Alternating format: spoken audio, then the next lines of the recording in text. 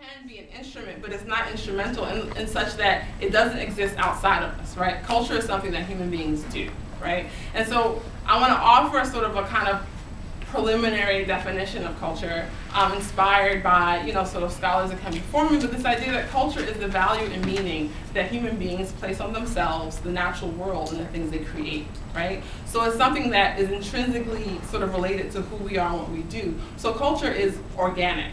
So it's not something you go to the grocery store and you pick up and you decide, let me add this and add that, and then I'm going to have this sort of bountiful culture.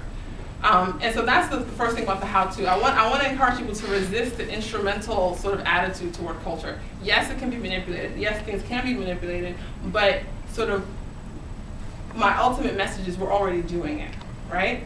And so that's the how-to. And then there's this indigenous Muslim culture, right?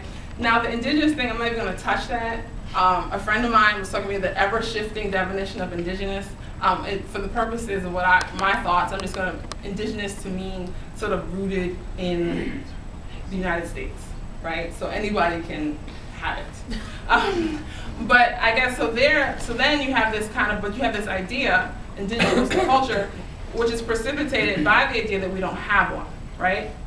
And I want us to sort of question that. I think, you know, the really famous W.E.B. Du Bois has this concept of double consciousness. So people are probably really familiar with. And then people sort of extend that triple consciousness, quadruple consciousness. You have this idea that, you know, you have these multiple selves that are sort of at odds with each other, right? And it's about how do you kind of make that compatible.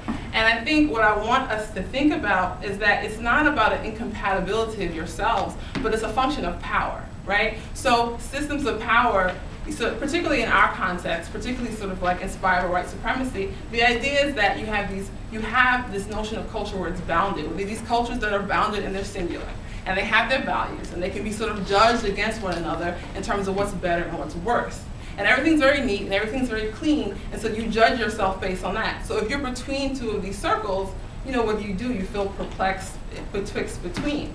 Now those feelings are real, and they're also very real results of that. There's violence, you know, there's repression, discrimination. They're very real results of sort of not fitting within sort of what these circles mean. Nevertheless, what I'm asking people to do is to sort of resist the internalization of that. Similar to what the first speaker said, that's not my problem, right? That, you know, you want to put out into the world that Americans are white with blue eyes and blonde hair and apple pie, right? Like, that's not my problem because I don't look like that, right? That's not my problem. My problem is that I can't get a job because I don't look like that.